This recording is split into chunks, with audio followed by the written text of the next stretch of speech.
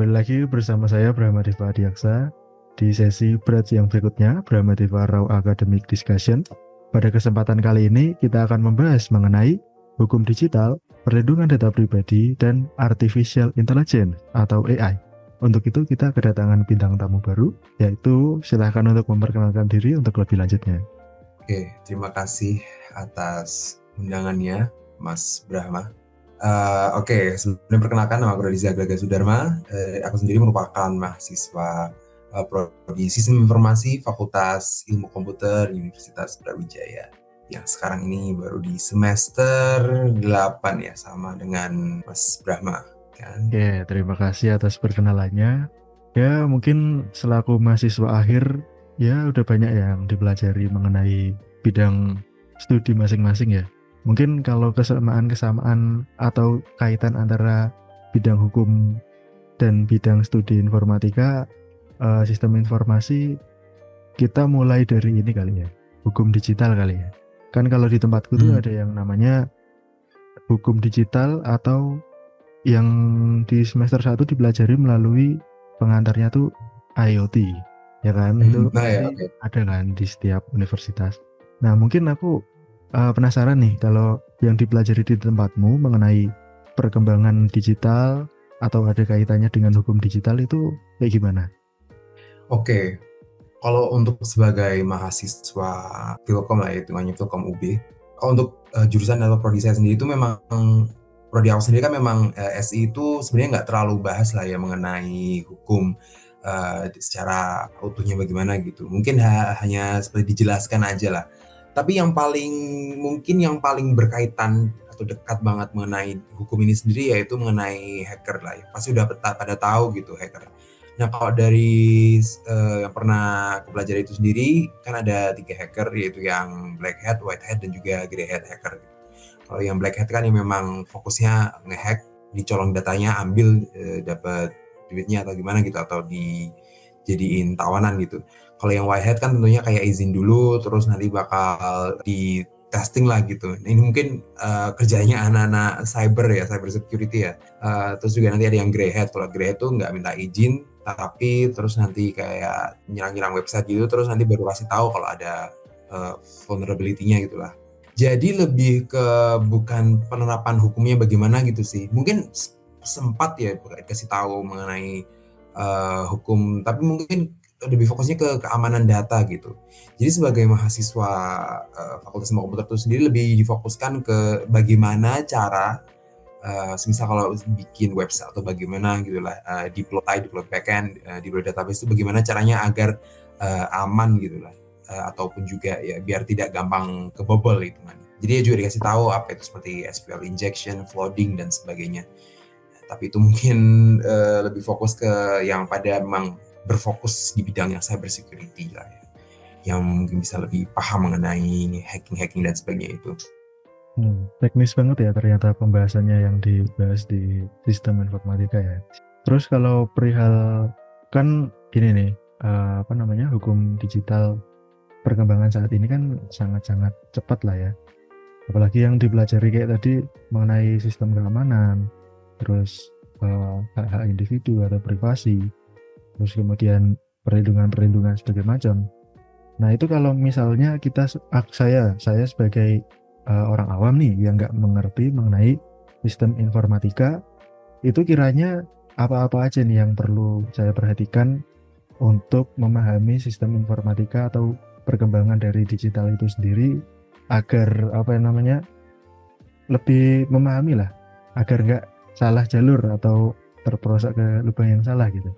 Oke, ini maksudnya salah jalur tuh sebagai Misalnya defensif atau ofensif gitu ya?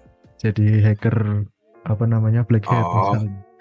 Ya sebenarnya kalau itu kan kembali ke orang masing-masing ya. Orang tuh mau ngelakuin apa, mau ngelakuin kejahatan atau kebaikan ya memang suka-suka mereka gitu lah. Oke, tapi kalau mungkin fokusnya ke yang lebih ke keamanan data mungkin yang lebih relate ke orang-orang. Kan nggak semua orang juga bakal ini anak bikin jengkel, aku hack mungkin Facebooknya apa gimana gitu.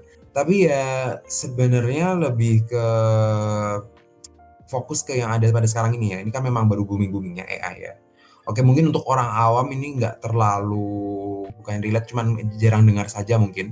Tapi sekarang ini udah mulai banyak yang hacker-hacker itu tuh nge-hack-nya nggak manual kayak dulu gitu. Kalau sebenarnya lihat proses orang nge-hack gimana itu sebenarnya juga agak lama gitu ya, karena kan harus nyari bagian mana yang memang bisa kebobolan gitu. Checking-checking mungkin ada loggingnya lah, misal kayak di websitenya ada lognya apa enggak gitulah.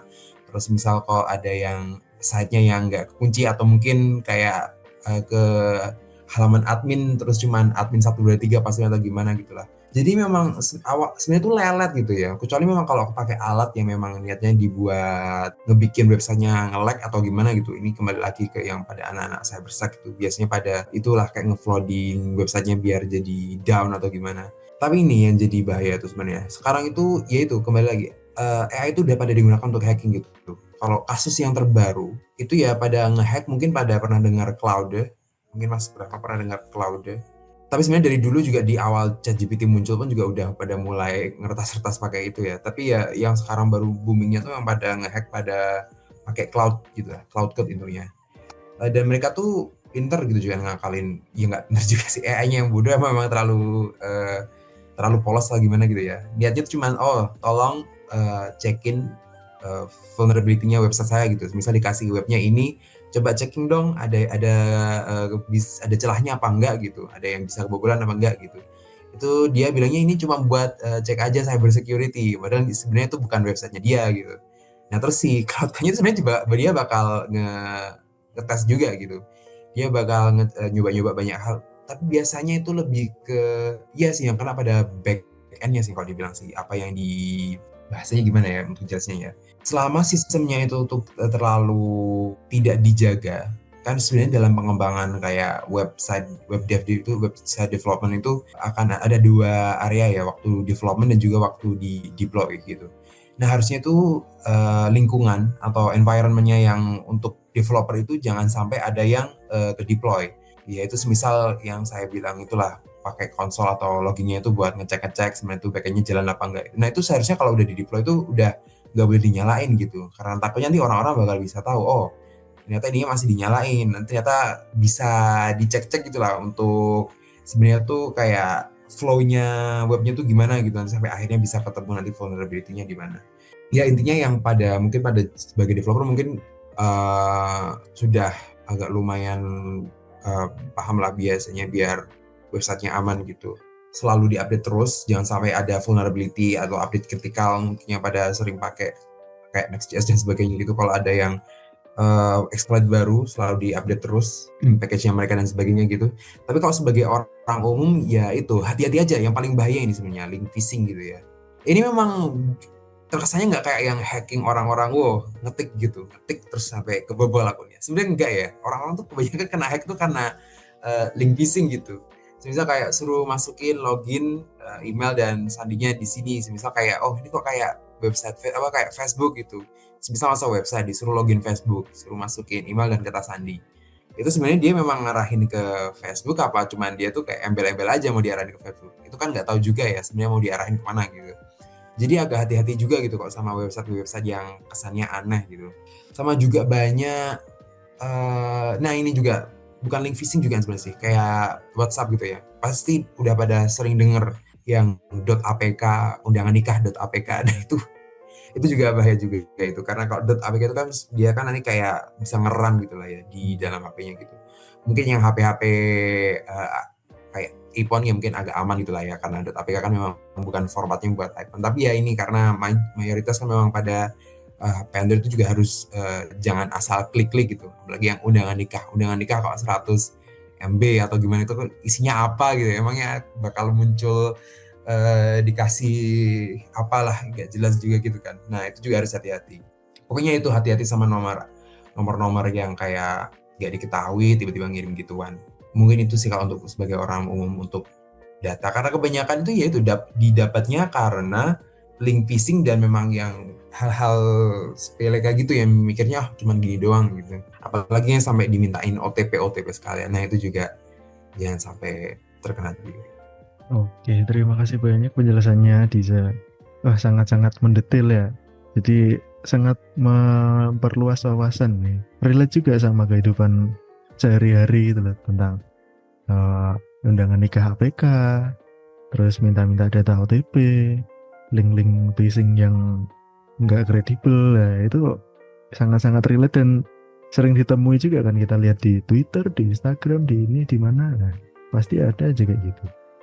Nah, kemudian untuk selanjutnya nih, kalau di tempatmu ada nggak pengaruh yang spesifik mengenai sebelum adanya AI dan sesudah adanya AI? Itu kayak bermanfaat banget gitu nggak? Atau ada hal-hal tertentu yang kayak game changer gitu? Setelah ada AI langsung begini-begini, sebelum ada AI gini-gini-gini gitu. Gimana? Ini sebenarnya memang kayak mungkin AI itu ya debatable ya, paling berpengaruh mungkin untuk anak-anak yang IT gitu, karena memang semenjak di awal GPT rilis di open ke publik yang GPT-3 itu kalau nggak salah kan Desember 2022, itu bener-bener awal banget waktu itu. Aku sama temen-temen tuh kayak buset, bisa gini, ngodingnya juga lebih cepet gitu. Ya sebelum ada AI itu yang ngodingnya ya harus manual gitu, bener-bener kayak ketiknya lama lah. Tapi mungkin gini ya, sebenarnya kalau sering-sering juga tuh ya nggak yang lama-lama juga gitu. Mungkin capeknya di debugging dan sebagainya. Ya tentunya tuh hitungannya revolusioner ya untuk anak-anak yang IT gitu ya. Tapi ya ada efek jeleknya gitu. Jadi bodoh ngoding gitu lah kalau semisal cuman copy paste tapi kayak nggak dipahami juga gitu. Tapi ya itu sebenarnya juga bikin, sebenarnya kembali lagi sih lebih ke cara pakainya gimana gitu sih. Tapi ya tentunya lebih membawa banyak hal-hal yang membantu lah, sangat revolusioner lah hitungannya.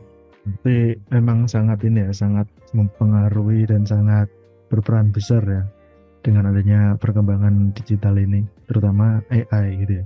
Soalnya di tempatku nih juga kayak setelah ada AI, orang-orang nih pada bikin skripsi pakai AI, ngerjain tugas pakai AI, terus bikin apa-apa pakai AI, cari-cari film, cari-cari buku, referensi pakai AI juga. Memang Harus ini hati-hati itu yang referensi, sangat-sangat ini. ada ngayal kadang itu. Iya loh, itu referensi-referensi muncul gitu kan, meyakinkan. Hmm. Terus habis kita lihat, lah ternyata page not found gitu, kayak, wih ini dapet dari mana kayak gitu, bisa ngetik kayak gitu dicari nggak ada. Kalau kayak gitu ada ini nggak sih, ada faktor-faktornya nggak sih? Kenapa kok bisa Ya, AI itu menyediakan sumber pustaka yang kayak gitu, tapi ternyata kita cek fiktif? mungkin yang kayak knowledge cut off gitu lah, cuman tahu ilmunya sampai tahun berapa, itu mungkin yang versi dulu sih. Yang sekarang tuh harusnya nggak separah itu mungkin di awal-awal waktu masih GPT doang yang memang banyak dipakai, itu yang paling parah itu sih. Itu sebenarnya lebih ke waktu AI-nya dilatih. AI itu kan sebenarnya bukan apa ya, dia itu kayak RAG lah biasanya. Wah, kayak mungkin nggak usah dijelasin detail gitu lah. Intinya kayak dia tuh bakal prediksi kata selanjutnya yang bakal muncul tuh apa berdasarkan akurasinya gitu. Nah kalau dulu, kalau semisal kata-katanya menurut dia tuh kayak mungkin si Zhang et al, terus judulnya bla bla bla, kayak menurut dia tuh kayak ini menurutku akurat gitu. Ya dia mikirnya kayak oke, ini memang sumbernya ada. Tapi gimana ya, kalau dari aku sendiri kan memang belum pernah kayak namanya itu fine tuning gitu ya, fine tuning atau buat bikin modelnya sendiri. Tapi mungkin yang mau belajar tuh banyak yang kayak AI open source dan sebagainya itu. Tapi ya itu sebenarnya kembali lagi sih ke pelatihannya mereka gitu sih. Sama sebenarnya juga agak gimana, sebagai user tuh tanyanya juga harus spesifik gitu, atau enggak kayak disuruh cari di website kasih link aslinya gitu. Hal-hal seperti itu sebenarnya juga pengaruh. Banyak faktor sih sebenarnya sih. Tapi ya itu yang mungkin yang salah beberapa hal yang paling utama gitu. Ya, I see, I see. Berarti emang eh, perkembangan digital itu ya sangat-sangat inilah ya, sangat-sangat berpengaruh di berbagai bidang ya, termasuk di bidang kita sebagai mahasiswa kepake, tapi cuma ya harus kita pintar-pintar untuk mengolahnya ya. Nggak bisa langsung mentah-mentah kita ngasih prompt singkat, habis itu muncul kita kopas tanpa ditelaah lagi ya, sama aja. Karena kan termasuk juga sebagai AI itu sebagai bot yang harus dilatih kan ya tadi ya. Kalau misal pelatihannya salah ya bisa jadi informasinya nggak akurat gitu ya. Tapi emang kalau misalnya Iya. pelatihan di era digital kayak gitu, dia melatihnya kayak gimana sih? Melatih harus dipakai terus gitu? Kita nulis prompt terus atau dia ada kayak sarananya atau gimana? Ini sebenarnya lebih ke memang penyedianya sih, kayak si OpenAI, Google sama kayak Claude dan AI yang lain gitu. Mereka kan pasti punya kayak namanya tuh datanya mereka sendiri, dataset datanya mereka gitulah yang mau dipakai apa. Kebanyakan kan dilatihnya memang sebenarnya dari buku gitu, baca buku para publisher-publisher gitu. Terus tentu yang paling banyak itu ya yang data-data publik yang ada di internet gitu. Kalau nggak salah itu dilatihnya pakai apa gitu ya, open apa gitu, kalau nggak salah itu dia itu nge-scrape semua data public internet non-profit kalau nggak salah dari 2008, kebanyakan ngelatih pakai itu. Tapi ya memang kalau datanya ada kan juga tugasnya si AI researcher sama yang developernya itu sendiri buat mungkin data ya, makanya ini kenapa kok data scientist mulai booming di banyak tempat gitu, karena diperlukan gitu kayak buat kayak ngeklasifikasi gitu lah. Semisal datanya kan oke, udah ada data. Tapi emang datanya bersih, apakah udah cleaning gitu. Udah di cleaning apa belum? Ini mungkin yang anak data science yang lebih paham juga kan. Jadi kayak harus di cleaning dulu gitu. Terus nanti juga harus di labelingnya juga harus yang benar gitu. Dan itu ada cara-caranya sendiri gitulah mereka untuk nentuin apakah data mereka itu sebenarnya kualitasnya bagus apa enggak. Dan itu nanti tentunya akan berpengaruh ke hasil AI-nya mereka. Sebenarnya kalau mau dibahas data ini banyak gitu lah. Tapi ya mungkin intinya gitu aja lah kalau mungkin yang Ya, berarti emang pada faktanya perkembangan digital itu sangat-sangat cepat ya. Kayak padahal baru berapa tahun ini? Baru 3 tahun sejak terakhir COVID. Terus kita udah perkembangan AI-nya udah banyak banget. Sekarang kayak ada apa tuh yang bisa untuk bikin video VO3 terus bikin ini ya yang video, kayak Sora, ya. tim sahur gitu ya. Kayak gitu kan. Ya kan cepet banget ya. Ya, Sebelumnya cuma prompt doang, teks, sekarang bisa bikin video, bisa bikin film pendek, bisa bikin apa gitu ya. Nah, tapi nih menurutmu nih, kalau misalnya kan digitalisasi itu sangat cepat nih. Perkembangannya ngebut lah. Nah, sedangkan hukum kita untuk mengejar itu tertinggal. Apalagi kalau misal kita berbicara di ranah hukum, pembuatan undang-undang kan harus lewat DPR dulu. Jadi kan lama prosesnya. Sedangkan di sisi lain, digitalisasi ini cepet banget. Langsung kayak naik roket gitu. Nah, ada nggak pengaruhnya menurutmu sebagai mahasiswa sistem informatika terkait hal tersebut? Perkembangan digital cepat, tapi regulasinya pelan. Nah, itu ada nggak? Atau ya hmm. biasa-biasa aja gitu? Sebenarnya kalau regulasi itu lebih ke pemerintah sih. Kalau sebagai internet kan memang dari dulu tuh kayak bisa dibilang kayak Wild West gitu lah. Memang konsepnya kayak gitu, World Wide Web gitu lah. Orang-orang yang mau upload di situ mau pada ngapain ya? Ya sebenarnya kembali lagi kayak mungkin ada jurisdiksinya setiap tempat masing-masing gitu lah. Mungkin kalau yang servernya dia di Singapura harus ngikutin peraturan yang ada di sana gitu. Terus kalau ada yang servernya di Indonesia dan negara-negara lain mungkin ada peraturannya sendiri-sendiri. Tapi kalau masalah kejar-kejaran itu ya bisa terlihat sih, mungkin apa ya, jadi kayak mungkin pemerintah jadi kesannya lebih lebih defensif ya, mungkin bisa dibilang defensif atau lebih hati-hati mungkin. Kalau nggak salah itu kan data pribadi itu juga nggak boleh diperjualbelikan dan sebagainya gitu. Terutama pemerintah tidak melarangnya gitu untuk perusahaan-perusahaan besar. Tapi ya kalau semisal website pemerintahnya juga kebobolan terus data KTP-nya hilang kan ya keambil juga ya, maksudnya itu juga jadi salah satu oke lah bikin peraturan, tapi kan yang sebenarnya paling penting kan apakah bisa kayak bertahan diri gitulah dari kayak serangan-serangan kayak cyber security dan sebagainya gitu, risk-risknya gitulah. Ya sebenarnya oke lah peraturan memang ada, tapi kan untuk menegakkannya kan mungkin juga agak susah gitu lah. Oke, semisal kalau websitenya diretas, biar tahu penyerangnya siapa itu gimana coba? Kalau hacker-hacker tuh nggak mungkin juga kan pakai laptopnya sendiri, ya mungkin pakai laptopnya sendiri, pakai laptop sendiri tapi tanpa VPN atau dan sebagainya gitu, nggak di routing lain nggak di routing dia nyerangnya gimana, nggak pakai VirtualBox dan sebagainya gitu. Karena kebanyakan orang-orang kalau mau nyerang ya gampang aja gitu, tinggal dia bikin kayak IP-nya yang palsu, dia juga pakai proxy. Proxy itu jadi kayak dia tuh menyamar sebagai, bukan nyamar sih, sebenarnya dia kayak bertindak sebagai seseorang di tempat lain gitu sih. Ya mungkin kayak penyedia proxy mungkin ada lah yang mungkin lebih ke nggak mau lah masa proxy mereka dimain-main buat ngehack gitu. Mereka punya peraturan sendiri. Tapi kan nggak tahu juga emang semuanya tuh selama ada uang kan ya pasti dikasih-kasih aja gitu lah. Jadi ya kembali lagi kalau peraturan memang ada, tapi kalau yang ngehack oke, oh yang ngehack ternyata orang di Bandung semisal. Pas datengin lokasinya, loh kok rumahnya udah kosongan gitu lah. Itu kan berarti memang dianya tuh aslinya nggak di situ. Dianya tuh kayak di tempat lain terus kayak asal nempel aja gitu sebagai usernya dan sebagainya gitu. Terus kalau gitu datanya udah hilang, yang mau diproses hukum siapa gitu. Tapi kayaknya sih kalau pemerintah Indonesia ya, setahu aku sendiri tuh punya akses yang lebih detail gitu lah untuk IP-nya dapat datang dari mana gitu. Karena kok ada kasus-kasus yang hacker pada ketangkap itu antara memang mereka memang ceroboh nggak pakai yang proxy dan sebagainya itu, atau memang pihak Indonesianya punya akses tertentu gitu yang memang orang-orang tuh nggak terlalu tahu. Ya itu mungkin bisa ya, tapi kan oke kalau di Indonesia yang hack, tapi kalau yang hack dari Cina gitu emang mau datang ke sana gitu. Apalagi kan juga proses hukumnya beda lagi. Jadi ya oke lah, mungkin peraturan ada, tetap dibikin lah, tapi kan yang paling penting itu sebenarnya lebih ke bagaimana menjaga dirinya gitu.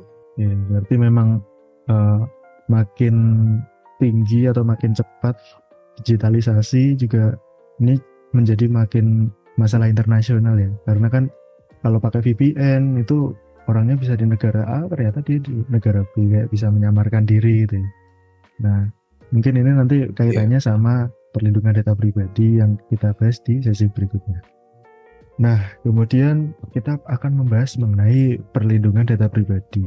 Nah, terkait perlindungan data pribadi ini, kalau dari sejarah peraturannya, Indonesia ini baru memiliki peraturan terkait perlindungan data pribadi sekitar tahun 2008 yang kita bisa pertama lihat di putusan MK nomor 50 tahun 2008, yang mana itu mengambil dari pasal 12 Deklarasi Universal HAM, yang mana itu sesuai dengan pasal 17 ICCPR, yang mana ini adalah ya perjanjian-perjanjian internasional yang biasa diratifikasi oleh Indonesia ketika Indonesia belum punya peraturan nasional terkait hal tersebut. Nah, peraturan terkait perlindungan data pribadi ini sebenarnya udah ada bibit-bibitnya di Undang-Undang Negara Republik Indonesia tahun 1945 pasal 28 E dan G, dan sekarang per 2026 itu yang terbaru peraturannya adalah Undang-Undang Nomor 27 Tahun 2022 mengenai perlindungan data pribadi. Jadi kan kita tahu bahwa pemerintah Indonesia ini memiliki semangat lah ya, memiliki itikat baik untuk mengatasi terkait perihal perlindungan data pribadi. Nah, menurutmu nih, Dis, kalau misalnya pemerintah Indonesia udah mengatur sedemikian rupa dan yang terbaru adalah terkait 2022 Undang-Undang Nomor 27. Menurutmu pemerintah ini udah berperan penting atau belum? Atau udah berperan secara maksimal belum untuk mengawasi terkait perlindungan data pribadi ini? Oke lah, mungkin pemerintah bisa bikin aturan gitulah sama yang sudah aku jelasin sebelumnya gitu. Tapi kan ya data pribadi ya itu kembali lagi. Mungkin ya setiap individu juga punya kewajiban lah untuk melindungi data masing-masing gitu. Tapi ya mungkin kalau pemerintah itu ya yang harus diperhatikan mungkin ke data-data seperti data KTP ataupun data-data di website pemerintah resmi gitu yang mungkin benar-benar harus dijaga itu kan, karena terdapat kayak NIK, nama lengkap, itu nama ibu kandung, tempat tanggal lahir, tanda tangan dan sebagainya gitu. Ya pemerintah tentunya sudah memikirkan ini lah, sudah ada effort lah ya hitungannya gitu. Tapi kan kembali lagi, peraturan hanya peraturan gitu. Kalau masalah penegakan hukum mungkin agak susah ya. Sebenarnya itu masalah sama lagi penegakan hukumnya gitu. Beda kayak orang kayak maling langsung di depan publik gitu. Itu kan pasti ketahuan orangnya ini dikejar dan sebagainya gitu. Tapi kan kalau maling data itu sebenarnya juga hal yang susah gitu untuk ditindak lanjuti hukum gitu. Ya kalau yang hack orang Indonesia oke mungkin ketangkap, kalau yang hack kayak tadi lagi kayak di Cina gitu atau mungkin kayak di Norway atau di Swedia itu kan juga nggak mungkin, ya mungkin bisa kerjasama dengan sana, tapi kan pasti proses hukumnya lebih susah, lebih rumit, ada clash antar hukum di negara masing-masing gitu. Itu kan banyak uh, kayak ngapain dikejar gitu kan, ngabisin biaya berapa dan sebagainya gitu. Ya oke lah, peraturan memang memang harus ada, memang harus selalu dibuat. Tapi sebenarnya tetap kembali lagi ke bagaimana cara melindunginya gitu daripada cara menindakinya. Oke, jadi kalau misalnya pemerintah udah akhirnya sangat up to date terkait perlindungan data pribadi nih. Kalau misalnya udah dari regulasi udah aman, menurutmu kalau dari masyarakatnya itu masih kurang nggak kesadaran atas perlindungan data pribadinya? Karena kan kalau kulihat-lihat banyak fenomena orang itu pakai pinjaman online ya dengan gampang kan, foto KTP terus pakai foto selfie. Nah itu kan terus dikirim ke tempat pinjaman online. Belum ngerti juga kalau misalnya itu tersebar kemana-mana. Artinya kesadaran perlindungan data pribadi masyarakat Indonesia itu masih tergolong rendah ya. Nggak bisa disalahin juga sih sebenarnya sih kalau misal hal-hal tersebut terjadi, kan nggak semua orang bahasanya kalau orang dulu kayak mulai IT atau gimana gitu. Jadi nggak bisa disalahin juga gitu karena perkembangannya tuh benar-benar cepet gitu lah. Mungkin untuk seumuran kita aja itu juga pada kejar-kejaran, nggak sepenuhnya tahu juga dan masih bisa blunder, salah dan sebagainya gitu. Apalagi yang tua-tua juga itu kan. Nah itu ya sebenarnya lebih ke kalau pinjol tadi itu sebenarnya bisa diatasin sih, yang kayak para providernya itu juga jangan terlalu ya aja gitu, gampang ACC pinjaman gitu. Masa cuman foto dan sebagainya itu langsung di ACC, mungkin harus ada step yang lebih mendalam gitu. Itu mungkin juga tugas OJK ya untuk mengatasi yang kayak gitu. Karena dulu kan sempet banyak kasus yang dia tuh nggak pinjol, tiba-tiba didatengin debt collector gitu. Itu kan, nah itu sebenarnya yang salah ya bukan, nggak sepenuhnya orang Indonesia yang juga gitu. Kok kayak aplikasi yang kayak gini kok masih bisa berjalan kalau misal data yang diperluin untuk ngajuin pinjaman tuh kayak sangat minimalis gitu kan. Kita juga nggak bisa nyalahin kayak masyarakatnya juga gitu. Itu juga pemerintah juga harus ikut ambil alih gitu. Sama perusahaan-perusahaannya itu juga kayak lebih diregulasi lah intinya kalau memang masalah seperti ini. Tapi ya kembali lagi, kalau bisa ya lebih dibuat lebih tebal atau mungkin hukumnya gitu ya. Sama datanya juga lebih harus terjaga. Ya semua pihak punya tugasnya masing-masing. Iya sama seperti pesanku sebelumnya lah, nggak beda jauh gitu. Oke, berarti ini ya, memang semua pihak harus sinergis ya dalam terutama perlindungan data pribadi ini ya. Jadi nggak bisa satu pihak aja, terus misal kebobolan pihak yang lain nyalahin pihak ini nyalahin pihak ini, nggak bisa ya. Harus sama-sama saling sinergi lah, bekerja sama lah ya. Nah kalau gitu, menurutmu udah ini belum? Udah mumpuni atau belum? Karena kan kita perlindungan data pribadi itu selain pemerintah sebagai regulator kan melalui DPR. Terus ada juga Kominfo, sekarang jadi Komdigi kan.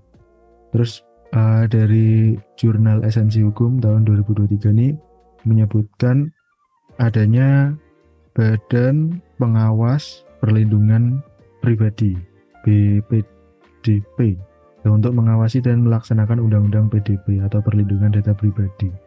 Terus juga dia menyarankan dari jurnal ini perlu pembentukan otoritas PDP yang independen menurut pasal 58 Undang-Undang PDP.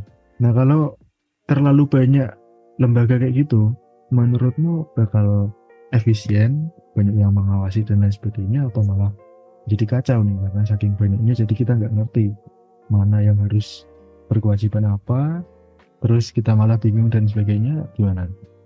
Oke, itu mungkin setiap orang relatif ya. Nggak bisa, kalau dari aku sendiri nggak bisa. Oke lah, mungkin kalau untuk opini sendiri ya mungkin itu juga jatuhnya agak ribet juga atau gimana gitu.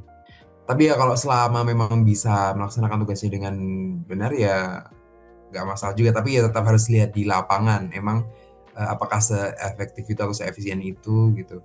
Sebenarnya kembali lagi lihat ke kerja lapangannya. Terus kalau memang mau tes emang udah bagus apa belum ya coba di website pemerintah satu-satu, coba di cybertech satu-satu gitu lah untuk ngecek sebenarnya mereka tuh juga kerjanya udah bener apa enggak gitu. Tapi kalau melihat dari tren saat ini harus waspada ya, apalagi website pemerintah itu kamu sih yang ngerjain, kok pernah sering denger juga anak-anak magang yang suruh ngerjain, itu kan saya juga agak kasihan juga kok yang suruh ngerjain kayak anak magang dan sebagainya gitu.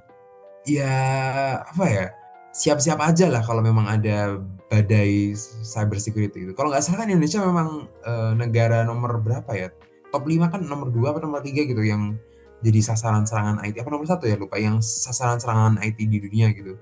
Ya karena itu saking mudahnya dibobol atau diakses gitu ya. Ya apalagi terus dengan banyaknya mungkin bisa dibilang kayak birokrasi ini, terus antara memang efektif atau tidaknya itu kan ya dilihat dari hasil lapangannya. Ya, mungkin juga aku juga tanya ke Mas Brahma gitu. Kalau dari Mas Brahma sendiri memang adakah kayak informasi eh, mungkin yang anak hukum ya yang lebih tahu mengenai hal ini gitu. Apakah memang seefektif atau seefisien itu? Mungkin buat aku sebagai referensi juga. Oke, mungkin pertama aku setuju ya dengan dirimu tadi bilang terkait birokrasi yang panjang itu membuat nggak efektif ya, karena memang aku biasanya mempelajari juga di bidang hukum bisnis nih terkait kontrak. Saking banyaknya birokrasi dan sulitnya aturan-aturan dari pemerintah, investor tuh jadi malas untuk membangun proyek di Indonesia karena saking ribetnya gitu loh. Padahal proyek kan harus diselesaikan dengan cepat, tapi ini terkendala birokrasi, nanti membengkak duitnya, masukannya berkurang, terus proyeknya jadi makin mahal gitu kan. Nah itu sama juga kayak di Undang-Undang Informasi dan Transaksi Elektronik atau yang sekarang diperkuat dengan perlindungan data pribadi. Nah ini ada suatu sejarahnya nih, aku mau menjelaskan perkembangan undang-undang yang dari tahun 2008 itu. Kan informasi dan transaksi elektronik itu pertama kali muncul tahun 2008. Di situ disebutkan harusnya 2 tahun kemudian itu muncul peraturan pemerintahnya atau pelaksanaan dari undang-undang tersebut. Tapi pada kenyataannya munculnya baru tahun 2012 melalui PP nomor 82 tahun 2012. Nah artinya kan itu terdapat vakum atau kekosongan hukum pelaksanaannya 4 tahun tuh. Nah itu menurutku ya sangat-sangat melewatkan momen sih. Karena udah lewat 4 tahun, padahal di situ kita masa-masa tanda tangan elektronik, sertifikat elektronik, sistem elektronik, itu jadi nggak berlangsung dengan nggak berlangsung dengan optimal. Makanya kita lihat EKTP, katanya EKTP, tapi kok masih ada bentuk fisiknya, misalnya. Terus nggak yang sangat digital banget lah, kan berkebalikan dengan apa yang disebut dalam peraturannya gitu. Terus terkait banyaknya lembaga-lembaga itu tadi yang disarankan oleh Jurnal Lisensi Hukum tahun 2023, menurutku juga agaknya kurang efektif ya kalau malah menambah lembaga gitu loh. Karena kan di sisi lain kalau misal pemerintah mendirikan lembaga baru, pasti ada anggaran baru juga kan. Nah pertanyaannya adalah apakah cukup APBN itu untuk mendirikan lembaga baru yang belum kita ngerti itu efektif atau enggak untuk mengatasi perlindungan data pribadi. Nah makanya menurutku kalau sekarang adanya Komdigi, terus ada BPDP, itu harusnya mereka berkoordinasi dengan yang berkaitan dengan perlindungan data pribadi lah misalnya, untuk memperkuat sistem jaringan atau bekerja sama dengan korporasi swasta gitu. Karena kan bisa saling studi banding, saling mengasah prom untuk AI misalnya, atau bahkan membuat bot baru gitu misalnya khusus Indonesia. Kan itu bisa lebih murah dan terjangkau dan lebih koordinatif lah, lebih efisien gitu. Nah, mungkin yang jadi pertanyaan adalah terkait ini. Kan ada sempat beberapa tahun lalu itu kasus hacker Bjorka atau Bjorka itu. Iya, biar kamu. Bjorka ya. Nah, hacker Bjorka itu kan dia memperoleh data informasi masyarakat bahkan PNS dari situs pemerintah gitu kan. Nah itu kalau menurutmu gimana? Itu apakah ada kaitannya dengan Indonesia adalah negara nomor sekian yang ditarget untuk pembobolan data pribadi, atau ada unsur lain atau gimana? Oh, kalau yang kayak ya gimana ya, masalah Bjorka itu ya sebenarnya kayak kembali lagi juga ke yang sebelumnya itu. Peraturan boleh ada tapi harus bisa melindungi datanya gitulah. Terus kan ini yang sebenarnya juga kayak pengalaman pribadi. website memang juga harus di-maintain, bukan hanya kayak bisa diklik masih hidup atau gimana gitu dan sebagainya. Enggak juga sih. Itu kan tetap juga harus selalu di-update. Apakah ada vulnerability-nya yang ada yang baru atau gimana gitu. Mungkin kan kadang kalau sebagai developer gitu kalau udah jadi ya udahlah biarin aja gitu. Apalagi yang kayak memang ngerjainnya banyak hal gitu kan malas juga kan kayak ngecek satu-satu gitu. Apalagi kalau misalnya framework-nya beda-beda gitu. Nah, kalau dari pengalaman sendiri juga sempat kejadian di Desember kemarin di tahun 2025 itu karena ada satu exploit sih. Sebenarnya juga nggak salahnya developer juga gitu. Itu kan memang banyak pilihan yang bisa dipakai gitu. Tapi kalau dari aku sendiri tuh sampai kena namanya itu kayak React to Shell. Gitu orang-orang tuh bisa akses website yang pakai React ini kalau nggak salah yang Next.js itu. Website-nya dijadiin crypto miner lah itu kayaknya waktu dicek di VPS loh kok VPS-nya mati gitu terus aku sempat ngecek di notifikasinya gitu itu untung aja memang dari pihak VPS-nya tuh ada kayak anomaly detection gitu loh kalau nggak wajar pemakaian nggak wajar itu langsung di cut berhenti gitu dan waktu aku cek tuh ya sampai 100% usage memang nggak wajar gitu kalau terus aku cek-cek lagi mendalam dan memang bener kena exploitnya dan itu jadiin mining crypto ya mungkin kesalahanku juga gitu lah ya nggak terlalu nyepelein gitu langsung upload ya udah selesai jadi nggak mikir lagi habis nggak disentuh lama gitu tapi ya untungnya itu cuma website cuma buat sebagai pengiklanan aja gitu nggak ada data yang sangat penting loh nah tapi ini kalau yang website pemerintah kan harus selalu di maintain gitu nah apalagi kalau nggak salah kan memang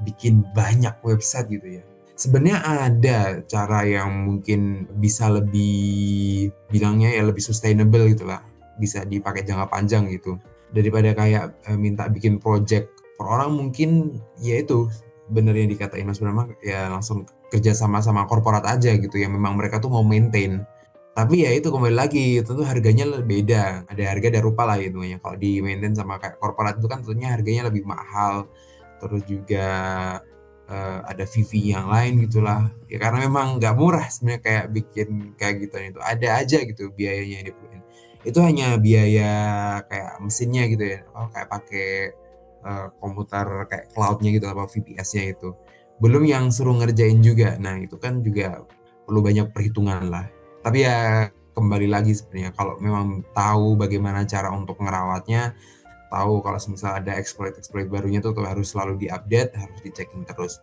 Karena kalau sekalinya website jadi bukan berarti udah biarin itu ya pengalaman pribadi untuk nggak terlalu nyepelein kalau udah jadi langsung di deploy gitu, apalagi yang di VPS.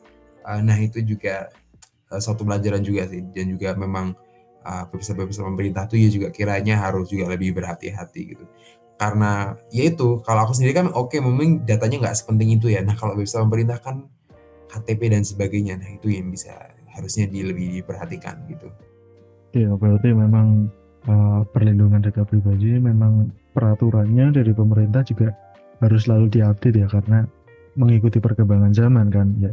Dan juga terkait penggunanya juga harus meningkatkan awareness apalagi masyarakat yang notabene nggak semua orang mengerti lah tentang perkembangan AI dan perlindungan data pribadi maka dia juga harus selalu dikasih edukasi gitu ya kayak misalnya di Singapura nih ada PDPA yang untuk menyusun dan mensosialisasikan aturan pelaksanaan dari perlindungan data pribadi sehingga bersifat aktual dan terkini ya mungkin Indonesia bisa belajar dari Singapura gitu kali ya untuk perlindungan data pribadinya. Kita masuk ke sesi ketiga mengenai artificial intelligence atau AI. AI itu kan sebagai mesin ya, mesin pintar yang dapat memudahkan tugas manusia atau subjek hukum untuk menjadi lebih mudah lah, menjadi lebih simpel dan lebih efisien gitu. Nah, namun di Journal of Law and Sharia tahun 2025 dinyatakan 4,76 miliar pengguna aktif media sosial atau 60% populasi global ini saling berbagi foto dan video melalui AI. Menurutmu nih, AI itu bisa dikategorikan sebagai kayak kita manusia, subjek hukum, atau korporasi, atau AI itu hanya sebagai alat aja karena tetap dioperasikan oleh manusia dan nggak bisa berpikir sendiri gitu. Kalau dari sudut pandangmu mengenai AI itu gimana? Apakah dia alat atau dia bisa berdiri sendiri? Kalau untuk sekarang itu masih dianggapnya alat ya, tapi karena memang perusahaan-perusahaan besar itu pada gembor-gembor yang namanya AGI, atau ya hitungannya kayak AI-nya itu kayak udah bisa berdiri sendiri gitu, sekelas Skynet mungkin dan sebagainya gitu. Mungkin beberapa tahun lagi bisa lah ya, bisa dibilang ada kemungkinan gitu. Tapi kan kita nggak tahu juga nanti perkembangannya bakal seperti apa. Kalau dibilang dari sisi hukum mau dilihat sebagai manusia atau enggaknya ya ini sebenarnya kembali lagi sih karena setelah adanya boomingnya AI itu kan peraturan-peraturan tuh mulai muncul di banyak tempat kanan kiri gitu, terutama kayak di EU ya, European Union gitu. Mereka kan peraturan juga mulai lebih banyak gitu setelah adanya AI dan sebagainya. Itu kembali lagi mereka memang mau menghitungnya sebagai manusia atau tidaknya itu ya relatif juga ya peraturan di tempatnya masing-masing. Terkait AI nih, AI itu kan bisa dikatakan sebagai replika dari perilaku dan pemikiran manusia lah ya, di berbagai pihak, di berbagai bidang. Manusia menuangkan pikirnya melalui AI, jadi AI mempelajari sehingga AI dapat menyerupai sebagai manusia gitu. Nah, kalau misalnya pada kasus deepfake nih misalnya. Nah, kalau misalnya dari segi permasalahan deepfake, menurutmu gimana peran AI itu? Sebenarnya kalau deepfake itu kan udah dari lama sebenarnya, sebelum kayak AI itu booming. Ituannya dipercepat atau perkembangannya lebih cepat semenjak adanya AI ini. Kalau deepfake itu sendiri kan memang kayak dia tuh mempelajari lah, dibilangnya apa ya, di training juga gitu agar bisa nge-morphing lah mukanya orang itu dengan memang gambar yang ditarget itu. Kalau untuk peran AI si dalam deepfake ini ya memang tuh deepfake tuh secara keseluruhan tuh banyak positifnya apa negatifnya lah bisa dibilang gitu. Sebenarnya kan memang teknologi deepfake ini kan lebih sering digunakannya kan memang buat scam dan sebagainya gitu ya. Tapi ya mungkin perkembangannya bisa ke banyak arah, tapi memang kayak orang-orangnya pakainya ke situ aja gitu. Tapi ya kembali lagi, ya itu kan sebagai alat gitu. Bukan kalau memang orang-orangnya tuh pada ngelakuin A ya itu sebenarnya lebih ke kembali ke orang-orangnya sendiri yang ngelakuin baik ya memang karena niatnya baik, ngelakuin jelek ya karena memang niatnya jelek. Ya memang sementara ini sebagai alat dan AI-nya itu sendiri ya kayak ngikut-ngikut aja gitu kan. Mungkin kalau dari aku sendiri ya sudut pandangnya gitu sih. Mungkin tapi ini bukan deepfake ya. Mungkin kalau AI itu sendiri kayak sadar atau enggaknya atau mungkin punya pilihan itu mungkin ada beberapa AI yang bisa seperti itu. Mungkin bukan yang terlalu kayak obvious gitu ya. Kayak misal tolong apa sih resep bikin bom gitu. Kan tentunya mayoritas AI kan nggak bakal ngasih jawaban gitu kan. Mungkin pertanyaan seperti bikin AI-nya kayak bukannya nggak nyaman gitu ya, mulai paham pola gitu lah. Ini kok sebenarnya orangnya tuh mulai ngaco gitu, mikirnya udah mulai nggak bener gitu. Semisal obat ini apa ya, obat itu apa ya, semisal kan orangnya kayak mikir cara biar bisa tidur cepat atau mau nge-abuse obat gitu. Mungkin kan cara ngomongnya bisa pelan gitu, oh aku nggak bisa tidur gitu, ada obat ini apa enggak gitu. Mungkin AI pertama yang ngasih jawaban, oh oke nih obatnya ini. Terus discussion kanan kiri kira ngobrolin lah untuk obatnya diperluin atau gimana gimana gitu. Terus nanti kadang tuh AI-nya bisa mulai sadar gitu, oh ini kok kayaknya dianya tuh mau abuse gitu. To the point kayak dia tuh udah mulai sadar ini kayaknya udah nggak beres, dia bisa kayak, oh ini stop, kayaknya kok kamu kayak gini gitu ya. Dia terus nanti kayak nolak gitu untuk lanjutin conversation-nya gitu. Ada beberapa yang kayak gitu, tapi kayak model-model yang mahal gitu, kayak si Claude Opus, ya ada lah yang model-model kayak gitu. Tapi kan tergantung lagi, memang perusahaan AI itu kan beda-beda ya. Mereka tuh nge-trainingnya tuh bagaimana gitu lah, restriction-nya mereka tuh juga bagaimana. Setiap perusahaan kan punya kayak bilang kayak quirk-nya masing-masing gitu. Kalau si GPT kan memang bisa dibilang agar lebih mudah digunakan, mungkin kalau bisa dibilang tuh mereka tuh kayak bener-bener bikin bahasnya kayak overly gaul gitu lah. Waktu ngobrol biasa kok kayak ini ngapain kok aneh banget gitu. Tapi kan kalau kayak Gemini mungkin Gemini lebih ke research atau mungkin kayak straightforward gitu. Yaudah memang datanya ini ya ngeluarannya gini. Bisa dilihat dari kayak produk-produk mereka kayak notebook LM dan juga memang AI search-nya mereka gitu. Terus kalau si Cloud kan memang dia tuh di trainingnya ya berdasarkan mereka tuh kayak punya divisi yang memang orang filosofi kalau nggak salah gitu. Memang di training itu ada yang bisa dibilang kayak vibe checknya gitu lah, untuk nentuin dia tuh sebenarnya tuh ngobrolnya tuh sesuai arahannya mereka apa enggak gitu. Mereka kan memang fokusnya AI safety gitu ya.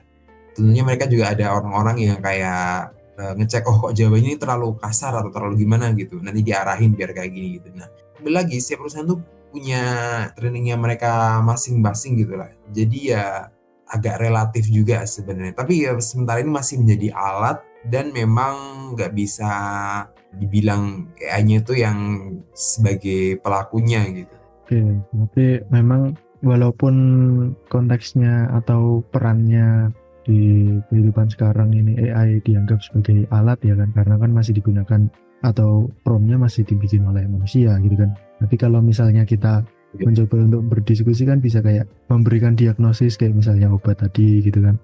Nah, itu muncul suatu perdebatan lah ya kalau di kalangan orang hukum. Apakah AI itu bisa dijadikan sebagai subjek hukum atau enggak ya? Terutama hukum perdata atau hukum pidana. Nanti kalau misalnya dia berbuat kejahatan, bisa nggak dihukum? Berbuat kesalahan, diagnosis yang salah, bisa nggak didenda gitu misalnya. Nah, kalau misalnya nih, AI kan udah kayak menyerupai kita ngomong sama orang lah ya. Kalau misal kita tanya tentang penyakit, tentang apa, terus dia memberikan diagnosis bla bla bla, akhirnya orang itu nurut melakukan yang dibilang AI. Terus ternyata amit-amit orangnya itu mengalami komplikasi gara-gara saran dari AI. Nah kalau gitu berarti nggak bisa AI-nya itu dipersalahkan ya, tetap pengembangnya ya, atau malah justru penggunanya yang salah karena dia tanya AI. Ya, kalau ini kembali lagi sebagai alat. Ini mungkin agak kayak ada garisnya lah yang bisa ditentuin gitu. Kalau secara mayoritas itu sebenarnya juga kembali ke pengguna gitu. Tapi ya mungkin ada yang bisa dipidana itu kalau kalau semisal jawaban yang dikirim tuh bener-bener kok si user tuh mintanya A, terus kok AI-nya tuh kayak spesifik banget gitu ngasih jawaban tertentu yang memang outputnya tuh untuk hal buruk gitu. Nggak pernah denger sih yang kasusnya kayak gini sih. Itu kan kalau gitu memang dari sananya tuh nge-tuningnya agar menjawabnya seperti itu. Misal usernya minta bagaimana sih cara mertahanin diri gitu dari maling atau gimana gitu. Misal bagaimana mertahanin diri kalau di jalan dipukul orang gitu. Ya mungkin kayaknya bilang suruh latihan apalah-apalah gitu, suruh banyak-banyak olahraga, banyak bela diri gitu. Tapi kok terus tiba-tiba jawabannya tuh kayak spesifik banget. Coba deh kalau gitu beli pisau di toko A, mungkin toko sponsornya dia atau gimana gitu, toko A gitu, terus bacok pakai itunya gitu. Nah itu kan sebenarnya bisa aja dipidana ya kalau yang kasus kayak gitu. Tapi kan emang nggak pernah denger kah yang kayak gitu. Tentunya kan masih dari para penelitinya sendiri kan udah dibatasi lah yang biar masalah-masalah kayak gitu tuh sampai jangan terjadi gitu lah. Ya itu sebenarnya kembali lagi ke developernya. Tapi kan developer tuh sebenarnya juga udah ngasih kayak pemberitahuan gitu kalau AI itu jangan diikutin 100% gitu. AI itu masih bisa bikin kesalahan. Jadi secara mayoritas untuk sekarang ini itu masihlah sebuah alat gitu. Belum bisa kayak yang dijadiin subjek hukum apa? Subjek hukum? Ya jadiin kayak terdakwa atau gimana gitu. Ya itu kecuali kalau memang dibuat dengan sangat sengaja untuk diarahin ke hal tertentunya itu kan memang kembali lagi ke niatnya orang-orang gitu kan. Kalau misal pada tahun namanya kayak define tune atau gimana itu kan sebenarnya bisa-bisa aja gitu. Tapi ya sebenarnya kembali lagi itu nanti arahnya bukan AI-nya itu yang sebagai pelakunya, tapi lebih ke usernya lagi. Cuman jalurnya beda gitu bisa dibilang. Ya berarti memang untuk AI ini kalau memberikan penjelasan-penjelasan itu harus memenuhi prinsip explainability ya. Jadi karena kan yang pakai orang awam kan. Jadi paling enggak kalau misal bertanya apa ya yang dijawab adalah hal yang mudah dipahami oleh orang umum gitu ya. Enggak yang terlalu teknis gitu. Misalnya itu tadi untuk bela diri kayak gimana, langkahnya terlalu konkret, atau obat nanti terlalu kayak gimana harus pakai resep dokter. Nah itu nggak boleh ya kayak gitu. Harusnya explainability-nya yang secara umum lah, karena kan memang itu sebagai alat gitu kan ya. Nah tapi kalau misalnya nih, aku kan pernah lihat game ini ya, Detroit Become Human ya. Nah menurutmu kalau kayak gitu Ya. tuh ini nggak memungkinkan nggak akan terjadi di dunia dalam waktu dekat, atau wah itu ya cuma hanya fiksi aja, karena mana mungkin AI bisa berkembang segitu cepat jadi manusia robot misal. Ya itu kalau kan pada dibilang masih progres ya. Pas misal tahu kayak robot Optimus dan sebagainya itu tuh banyak-banyak perusahaan-perusahaan di San Francisco yang pada ngembangin kayak gitu. Ya memang udah ongoing, sebenarnya masih udah progres sih ke arah itu gitu. Tapi pun gak usah kayak nunggu kayak kalau udah sampai ada aja sih. Tapi kan itu sebenarnya kembali lagi, itu kan dikembangin oleh seseorang gitu.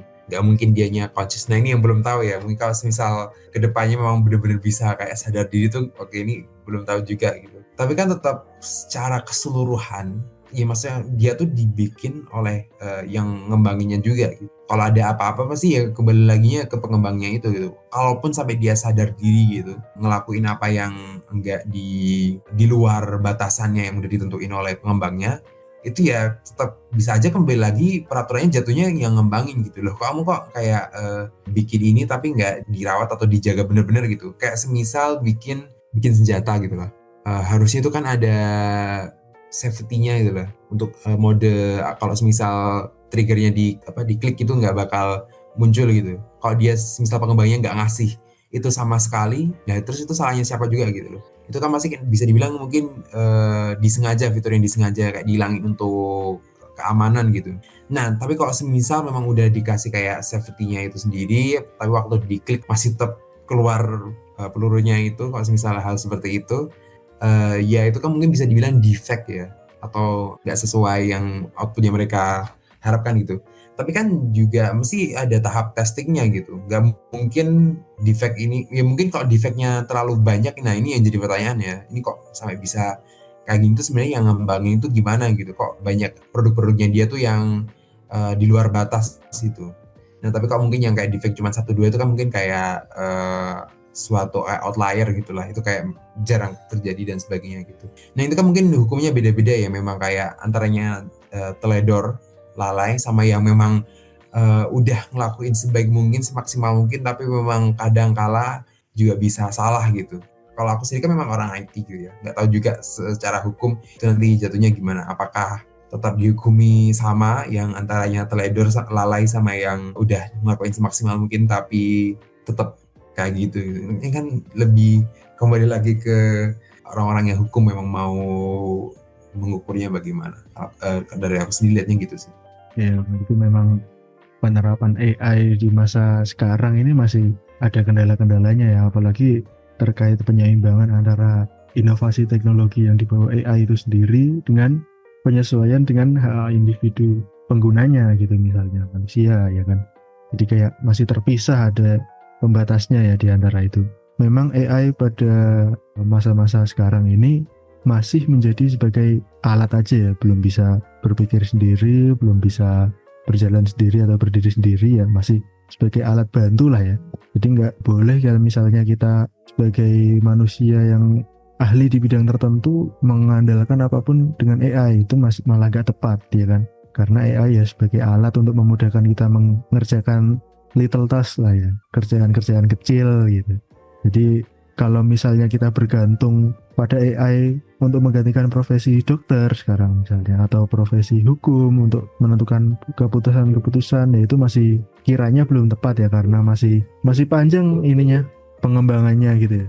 Nah mungkin aku penasaran nih, kalau tentang AI, ada nggak pengalaman-pengalamanmu yang perlu diperhatikan lah untuk orang awam, misalnya aku nih, kan aku nggak ngerti-ngerti banget mengenai AI, nggak yang advance gitu ya, paling pakai untuk prompt biasa, untuk brainstorming gitu. Nah tapi kalau misalnya dirimu sebagai mahasiswa di UB yang fakultasnya memang berkaitan dengan AI, ada nggak hal-hal penting kalau mau di-sharing agar orang-orang awam tuh ngerti kalau misalnya AI itu gini, atau pengalamanmu seperti apa gitu? Mungkin kayak yang lebih spesifik dulu ya, untuk yang pada kayak ngoding gitu ya. Ini sekarang kan memang era-eranya namanya vibe coding gitu lah. Ngodingnya cuma pakai AI aja gitu, kayak ngomong terus gitu, kayak gini gitu. Nah, ini yang mungkin udah pada sering denger lah ya, namanya kalau IN kayak key lah, INB untuk di INB-nya, environment-nya gitu.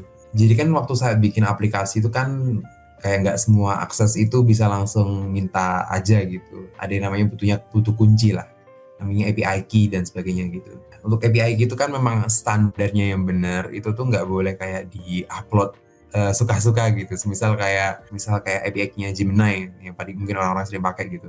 API itu kayak rahasia gitu, jangan sampai di-share-share gitu. Nah, tapi kan kadang orang-orang tuh kalau kurang teliti bisa aja minta AI-nya suruh bikinin ini cepet gitu. Bisa aja si AI-nya tuh agak ceroboh gitu ya, atau mungkin nyari cara-cara biar tugas yang dia yang dikasihin ke dia tuh cepat selesai gitu. Mungkin nanti API key-nya tuh nempel langsung di kodenya, terus kodenya di-publish ke publik gitu. Itu tuh sama aja kayak ngupload biodata diri tapi ada fotokopi KTP tempelin di situ gitu. Nah, itu kan nggak mungkin juga kan, itu bahaya juga, itu kan namanya credentialnya tuh harus dijaga gitu. Itu mungkin lah salah satu yang sering terjadi. Ini tapi dulu sih, harusnya sekarang tuh udah pada dilatih dilatih untuk nggak pakai itu sebagai standarnya gitu lah.